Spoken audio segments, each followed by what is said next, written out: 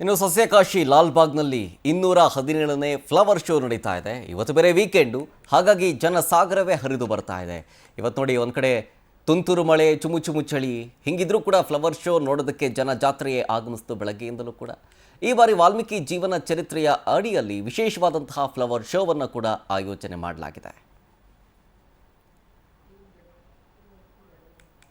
ಈ flower show ಕುರಿತು ನಮ್ಮ ಪ್ರತಿನಿಧಿ ಸುಷ್ಮಿತಾ ಪೂಜಾರಿ ಒಂದು ಪ್ರತ್ಯಕ್ಷ ವರದಿಯನ್ನು ಕೊಟ್ಟಿದ್ದಾರೆ. ಬನ್ನಿ ನೋಡೋಣ. ಚುಮು ಚುಮು ಚಳಿ ಒಂದ್ ಕಡೆ ಬರ್ತಾ ಇದೆ, ಮತ್ತೊಂದು ಕಡೆ ತುಂತುರು ಮಳೆ ಬರ್ತಾ ಇದೆ. ಇದ್ರ ನಡುವೆ ಲಾಲ್ಬಾಗ್ ನಲ್ಲಿ ಫ್ಲವರ್ ಶೋ ನಡೀತಾ ಇದೆ ಗಣರಾಜ್ಯೋತ್ಸವದ ಅಂಗವಾಗಿ.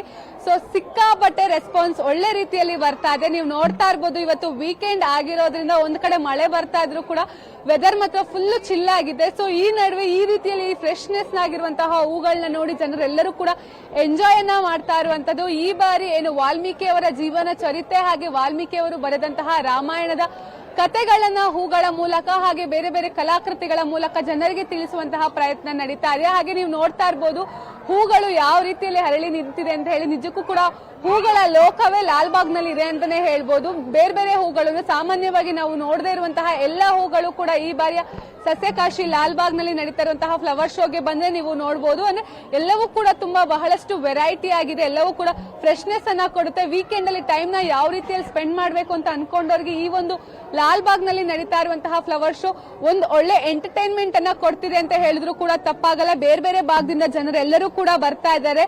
ಅಂದ್ರೆ ಕೇವಲ ಬೆಂಗಳೂರು ಅಷ್ಟೇ ಅಲ್ಲದೆ ನಾವು ನೋಡ್ದಂಗೆ ವಿದೇಶದಿಂದಲೂ ಕೂಡ ಬಂದು ಈ ಒಂದು ಫ್ಲವರ್ ಶೋ ನ ನೋಡಿ ಕಣ್ತುಂಬಿಕೊಳ್ತಾ ಇದ್ದಾರೆ. ನಮ್ ಜೊತೆ ಕೆಲವೊಂದಿಷ್ಟು ಪುಷ್ಪ ಪ್ರೇಮಿಗಳಿದ್ದಾರೆ, ಅವ್ರನ್ನ ಮಾತಾಡ್ಸ್ತಾ ಹೋಗ್ತೀನಿ. ಸರ್, ಫ್ಲವರ್ ಶೋ ನಡೀತಿದೆ, ಎಷ್ಟು ಎಂಜಾಯ್ ಮಾಡ್ತಾ ಇದ್ದೀರಾ? ಚೆನ್ನಾಗಿದೆ ಮೇಡಮ್, ತುಂಬಾ ಸಂತೋಷ ಆಗ್ತಾ ಇದೆ. Every half year republic day, independence day ಈ ತರ ಎಲ್ಲ ಅರೇಂಜ್ ಮಾಡ್ತಾ ಇದ್ರು ಅವರೆಲ್ಲ. ಸೊ ಇದೊಂದು ಒಳ್ಳೆ ಟ್ರೆಡಿಷನ್ ತರ ಇದೆ. ಸೊ ನೀವು ನೋಡ್ತಾ ಇರ್ಬೋದು, ಬೇರೆ ಬೇರೆ ಭಾಗದಿಂದೆಲ್ಲರೂ ಬಂದಿದ್ದಾರೆ. ಯಾವುದೇ ವಯಸ್ಸಿನ ಭೇದ ಇಲ್ಲ, ಜನರೆಲ್ಲರೂ ಕೂಡ ಬಂದು ಎಂಜಾಯ್ ಮಾಡ್ತಾ ಇರುವಂತದ್ದು. ನಮ್ ಜೊತೆ ಒಬ್ರು ಹಿರಿಯ ನಾಗರಿಕರಿದ್ದಾರೆ, ಅವ್ರನ್ನ ಮಾತಾಡ್ಸ್ತೀನಿ. ಮೇಡಮ್, ನೀವು ಸುಮಾರು ಹೂಗಳನ್ನ ನೋಡಿರ್ತೀರಾ, ಬಟ್ ಇಷ್ಟು ಹೂಗಳನ್ನ ಒಟ್ಟಿಗೆ ಯಾವತ್ತಾದ್ರೂ ನೋಡಿದ್ರ? ನೋಡಿಲ್ಲ, ನಮ್ ಜೀವನದಲ್ಲೇ ನೋಡಿರ್ಲಿಲ್ಲ. ತುಂಬಾ ಚೆನ್ನಾಗಿದೆ. ನಮ್ಮ ಮನೆಯಲ್ಲೂ ಒಂದು ತೋಟ ಇದೆ. ನಾವು ಬಸವನಹಳ್ಳಿ, ನೆಲಮಂಗಲ ತಾಲೂಕು ಬಸವನಹಳ್ಳಿಯಿಂದ ಬಂದಿರೋದು. ಫ್ಲವರ್ ಶೋ ನೋಡಕ್ಕೆ ಹೌದು, ನೋಡಿ ನಮ್ಮ ಮಕ್ಕಳು ನೋಡ್ಲಿ ಅಂತ ಕರ್ಕೊಂಡ್ ಬಂದಿರೋದು. ವಾಲ್ಮೀಕಿ ಕುರಿತು ಇಲ್ಲಿ ಹಾಕಿರೋ ತುಂಬಾ ಚೆನ್ನಾಗಿದೆ. ವಾಲ್ಮೀಕಿ ಹುತ್ತದಿಂದ ಬರೋದು ಅವೆಲ್ಲ. ನಾವು ವಾಲ್ಮೀಕಿ ಸಮುದಾಯದವರೇ ಆದ್ರಿಂದ ಇನ್ನೂ ಹೆಚ್ಚು ಅಭಿಮಾನ ಇದೆ ನಮಗೆ.